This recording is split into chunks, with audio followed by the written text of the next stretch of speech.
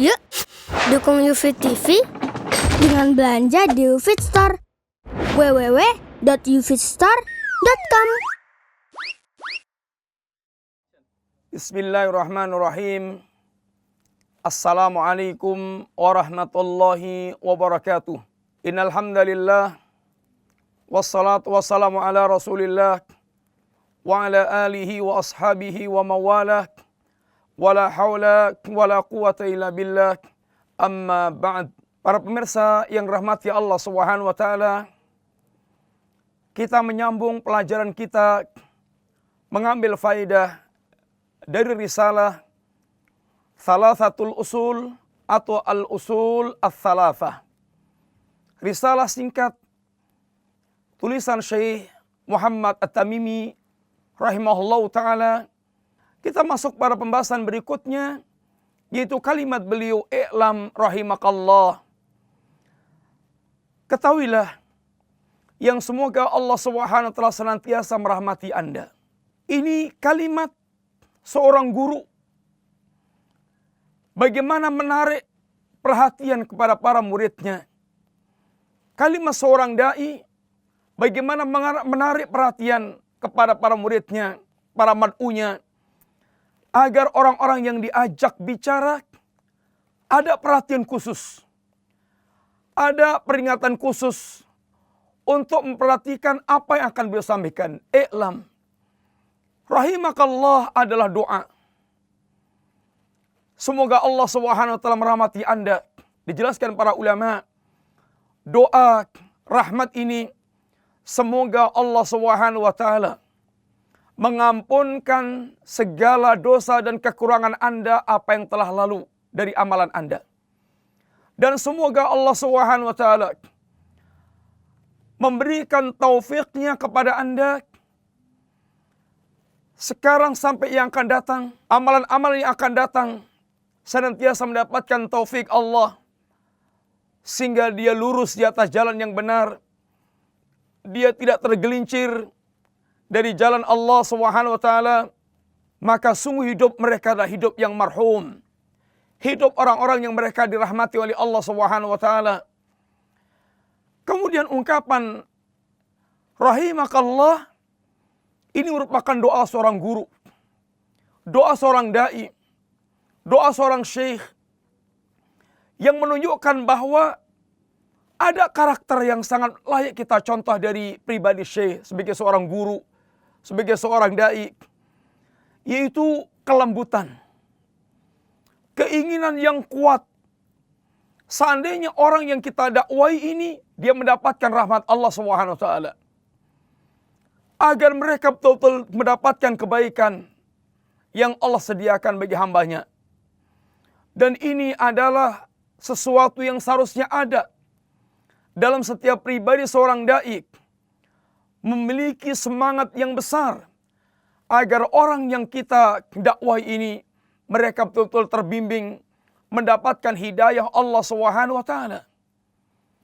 Para pemirsa yang rahmati Allah Subhanahu wa taala, perhatikan bagaimana Allah Subhanahu wa taala mengajarkan kelembutan bagi setiap kita dalam berdakwah. Yang di antara sebagian kesan yang ada di tengah-tengah kaum muslimin, bahwa orang yang dikatakan ini, orang yang dikatakan tegas atau orang yang dikatakan ini muslim sejati, militan, dai, yang kemudian notabene-nya tidak mengenal kelembutan, tidak mengenal ini kasih sayang, sehingga terbaca sebagai perangai yang senantiasa menakutkan. Para pemirsa yang rahmati Allah, lihatlah bagaimana Allah Subhanahu wa taala ketika memerintahkan Musa dan Harun untuk mendatangi Fir'aun, seorang yang bengis, seorang yang zalim, bahkan dia mengaku dirinya Rabb dan Ilah, yang dia mengatakan ana rabbukumul a'la, aku Rabbmu yang paling tinggi. Ma'alimtu lakum min ilahin ghairi, aku tidak melihat ada ilah selain diriku. Tetapi apa yang diperintahkan Allah Subhanahu wa taala kepada Nabiullah Musa dan Nabiullah Harun, idhaba ila fir'auna innahu tagha. Silahkan kalian berdua ini menghadap mendatangi Fir'aun, karena sungguhnya dia adalah orang yang melampaui batas. Lalu apa yang diperintahkan Allah Subhanahu wa taala? Faqula lahu qawlan layyinan la'allahu yatadzakkar aw yakhsha. Ucapkan oleh kalian berdua kepada Fir'aun qawlan layyinan, perkataan yang lembut, perkataan yang lin. Dengan harapan apa kata Allah? Mudah-mudahan dengan kelembutan Anda berdua mendatangi Fir'aun, dia bisa ingat, dia bisa mengambil pelajaran, dia bisa kembali ingat kalau dia makhluk yang lemah, yang punya Rabb. Lalu dia bisa memiliki rasa takut kepada Allah Subhanahu wa taala. Ada harapan di balik kelembutan yang Allah perintahkan kepada Musa dan Harun. Para pemirsa yang dirahmati Allah Subhanahu wa taala, Rasul kita sallallahu alaihi wasallam adalah orang yang sangat terkenal lembutnya, terkenal rifku, terkenal memiliki ar-rifku, kelembutan, kasih sayang. Bahkan Allah Subhanahu wa taala katakan, "Fabi rahmati minallah lintalahum." Dengan rahmat Allah Subhanahu wa taala, Anda bersikap lin kepada mereka. Anda bersikap lembut kepada mereka. Lalu apa kata Allah seandainya Rasulullah SAW tidak mendapatkan rahmat Allah dalam bentuk kelembutan, sikap kelembutan? Walau kunta faddan ghalidhal qalbi lang faddu min haulik. Seandainya engkau ya Rasulullah sallallahu alaihi wasallam faddan ghalidhal qalbi, bersikap kasar, berhati keras, lang faddu min haulik, mereka pasti akan lari dari sekelilingmu. Perhatikan, ini ditujukan kepada manusia yang paling lembut, yaitu Rasulullah SAW.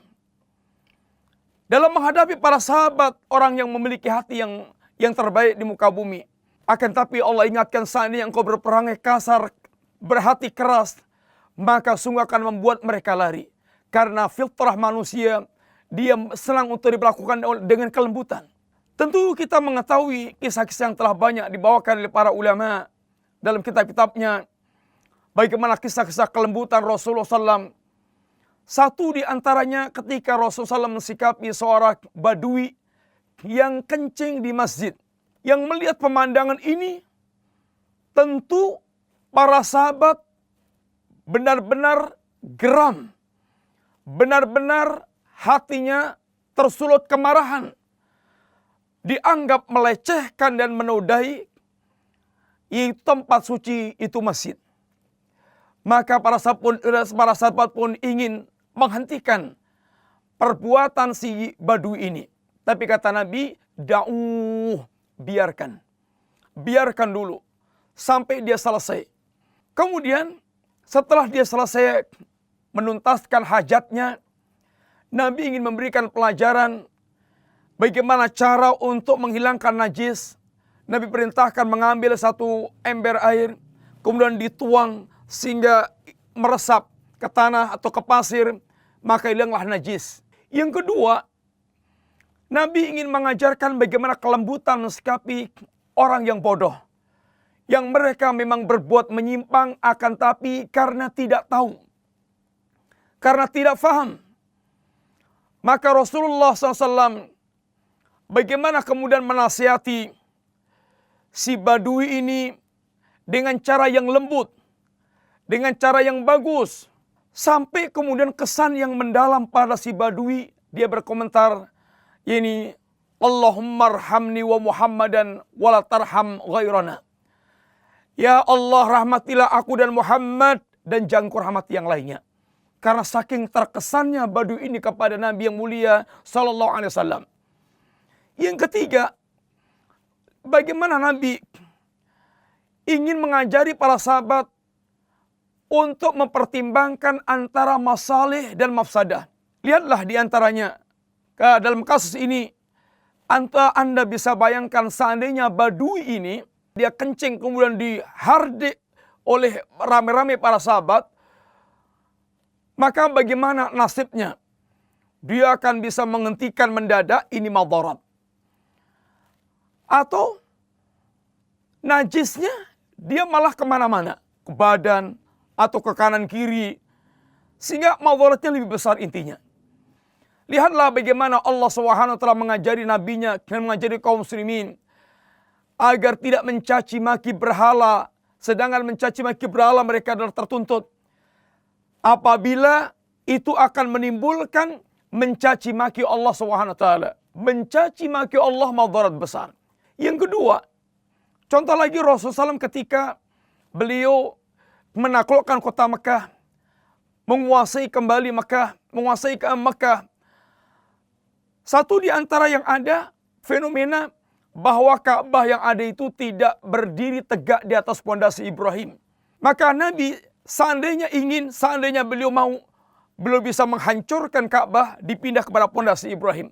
Tapi kata Nabi, ya Aisyah, seandainya kamu tidak baru saja keluar dari masa kekafiran, sungguh Ka'bah ini akan aku hancurkan, lalu akan aku bangun di atas pondasi Ibrahim.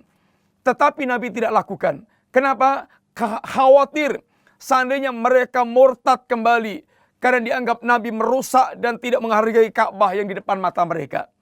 Para pemirsa, itulah di antara kelembutan yang ditunjukkan oleh Syekh sebagai seorang dai, seorang ustadz, seorang murabbi, seorang ulama. Bagaimana menginginkan orang lain mendapatkan kebaikan. Semoga manfaat. Wassallallahu ala nabiyyina Muhammadin wa ala alihi wa sahbihi wasallam. Assalamualaikum warahmatullahi wabarakatuh.